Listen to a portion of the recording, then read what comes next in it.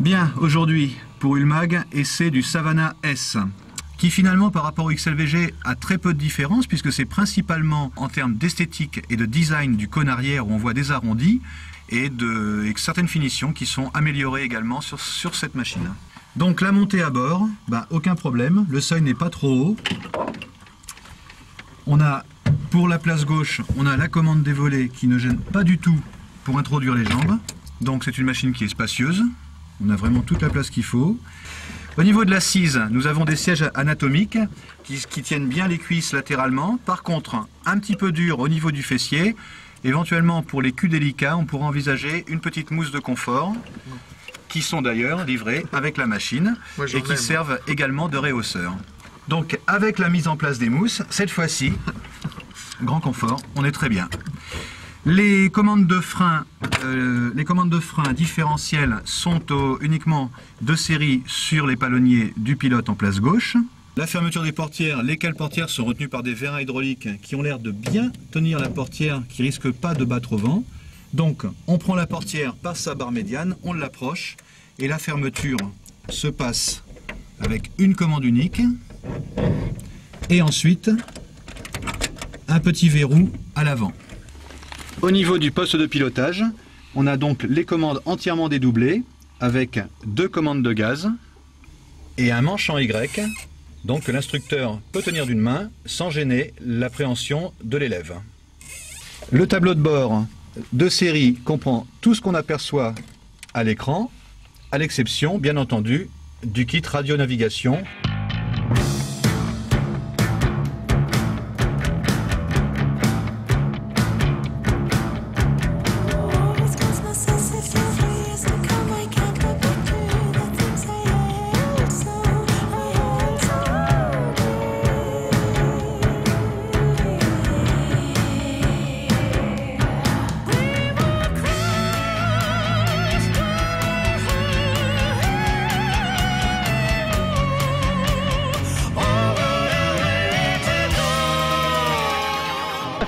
Donc le Savannah S, c'est un grand bonheur. Et le grand bonheur, c'est de s'amuser avec cette machine parce qu'elle est extrêmement stable.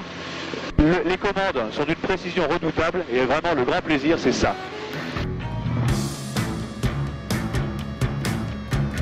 Une vivacité extrême, c'est très précis. On le met au millimètre où on a envie. Le vario, pour l'instant, il ne bouge pas d'un iota. Il est collé sur zéro. La bille ne bouge pas d'un iota. Et Dieu sait que là, on se reprend quelques G quand même. Hein.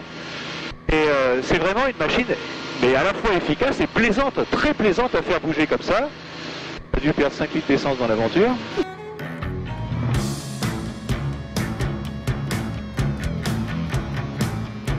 Dans ce Savannah S, on a une visibilité vers l'avant quand on est en assiette de vol qui est absolument parfaite, avec un capot long. On a sur les côtés, avec des fenêtres, des portes qui sont très largement vitrées, on a donc une très bonne visibilité. Sur les trois quarts arrière, du côté où on se trouve, bien entendu, c'est excellent. Et de l'autre côté aussi. Et surtout, on a les fenêtres de toit. Donc des fenêtres de toit qui permettent de bien apprécier le virage. Donc au niveau ventilation, comme vous le savez, les ventilateurs je préfère, ce qui est simple n'est pas compliqué. Et on a bien sûr les fameux aérateurs diamètre 80.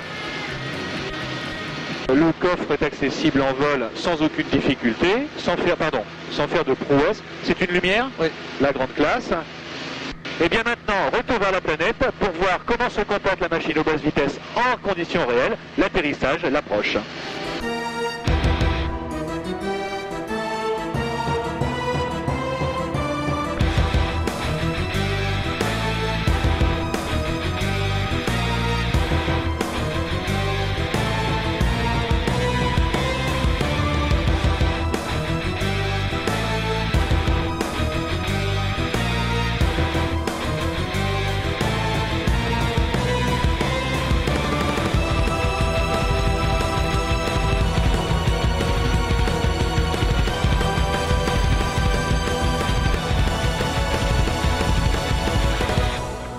Alors bonjour et bienvenue au centre ULM Les Noyers. Je suis Mathieu Cange, le fils de Gérard Cange. J'ai repris l'activité du centre ULM Les Noyers et de l'importation des Savannah et Bingo depuis 2010. Le centre ULM Les Noyers, c'est l'importateur depuis 15 ans du Savana et des Bingo. Ça fait bientôt 10 ans que nous faisons du montage de kits, puisque les premiers kits fabriqués par ICP datent de 2000 et assurent le SAV depuis 15 ans d'un portefeuille de clients d'environ 350 propriétaires de Savana et Bingo en France.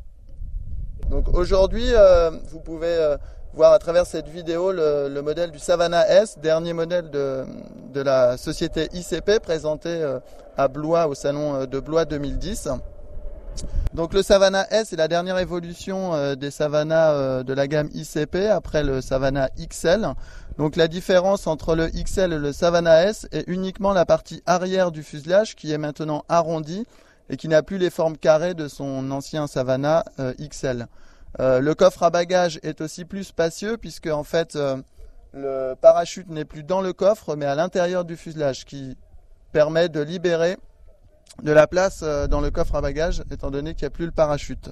Voilà. Donc la machine est livrée clé en main comme le modèle exposé avec une motorisation 80 et 100 chevaux en Rotax, une hélice tripale, un cône d'hélice, une instrumentation complète de vol et moteur.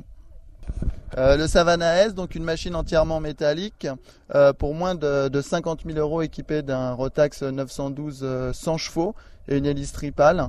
C'est une machine qui est robuste, facile d'entretien, qui est déjà sur le marché depuis une quinzaine d'années.